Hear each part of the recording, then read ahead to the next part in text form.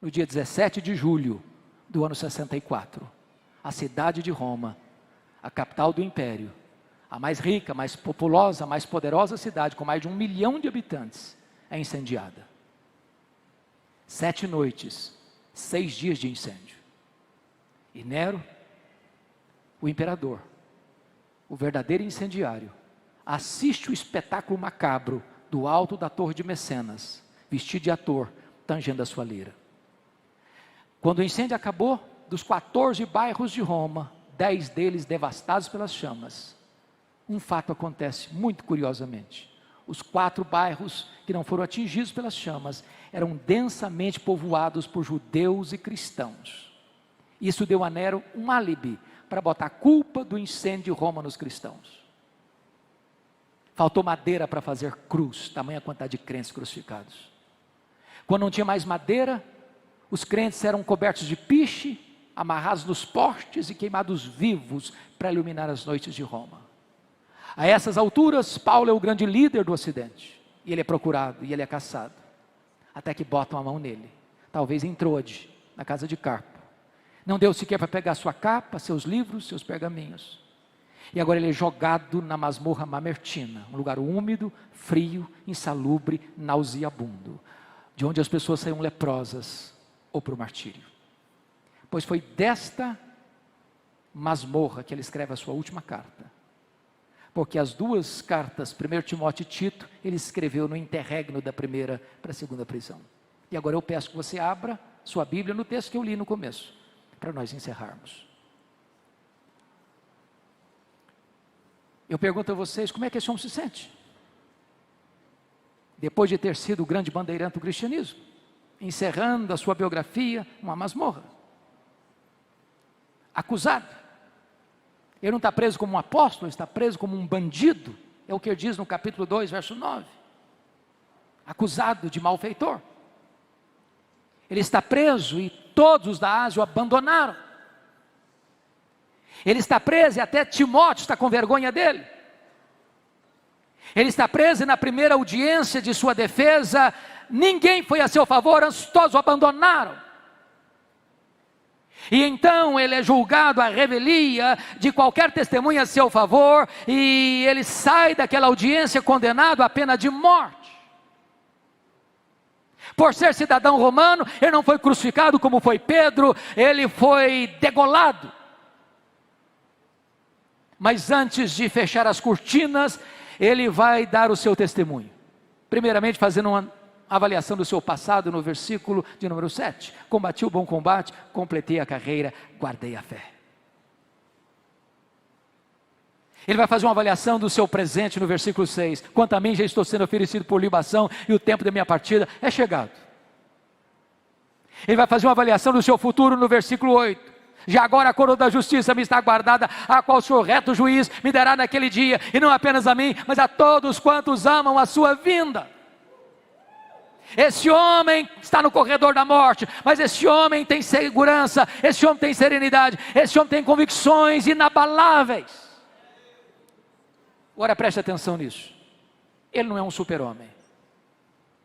Ele é um homem que tem sentimentos, que enfrenta dramas. E ele vai repartir conosco esses dramas. Primeiramente o drama da solidão, no versículo 9. Procura vir ter comigo depressa. Gente precisa de Deus, mas gente precisa de gente. Segundo, ele vai enfrentar o drama do abandono, no versículo 10. Demas me abandonou. Não é fácil ser abandonado no final da vida. Não é fácil ser abandonado por aqueles em quem você tanto investiu. Terceiro, ele vai enfrentar o drama da traição. No versículo de número 14. Alexandre o Latoeiro causou-me muitos males. Quarto, ele vai enfrentar o drama das privações. No versículo de número 13. Quando você vier, traz a capa que deixei em Troade, na casa de Carpo. Tem como os livros, especialmente os pergaminhos.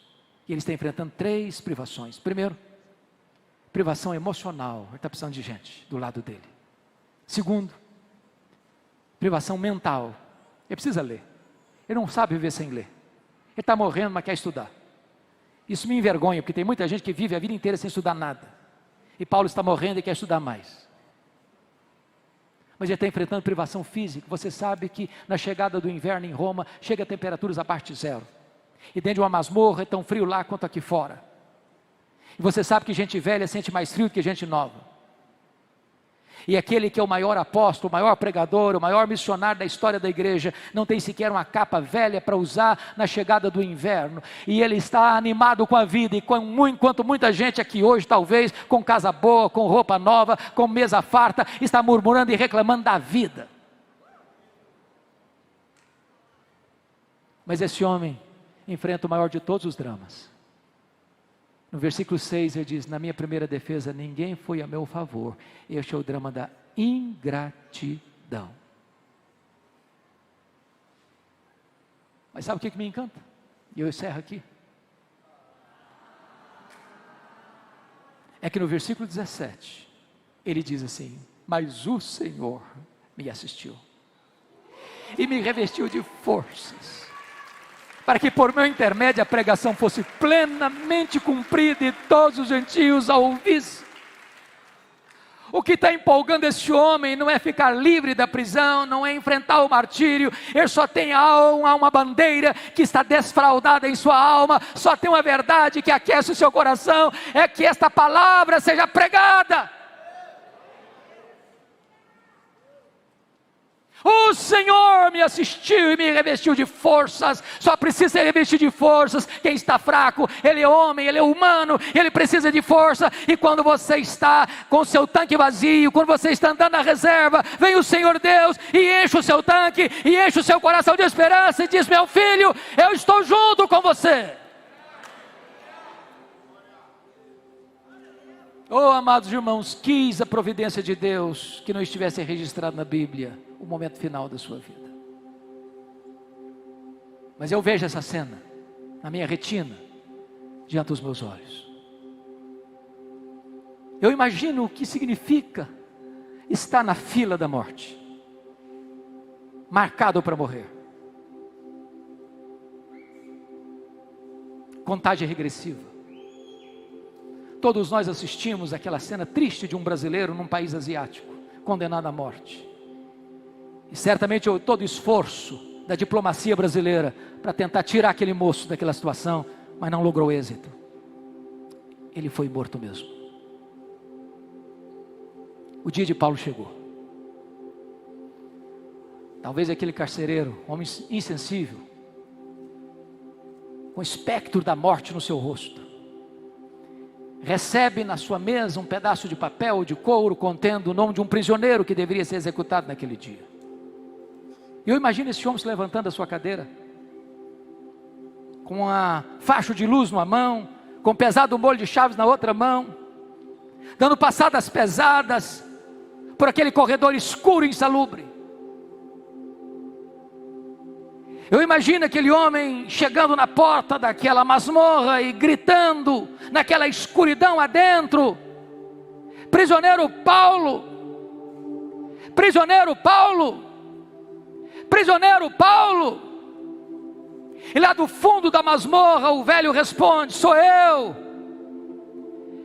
estou aqui.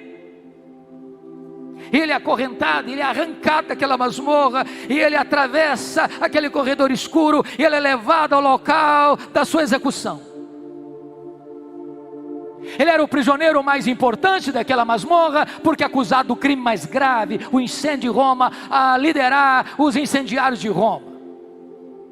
Muito provavelmente o executor perguntou: você quer dizer algumas palavras antes de morrer? Talvez esperando que Paulo pudesse expor a sua dor, a sua mágoa, a sua revolta diante de tantas injustiças sofridas. Mas o velho apóstolo respondeu: sim, eu quero dizer algumas coisas. E naquele momento, muito provavelmente, ele levanta os olhos aos céus e diz a ele, ao Senhor Jesus: glória pelos séculos dos séculos. Amém.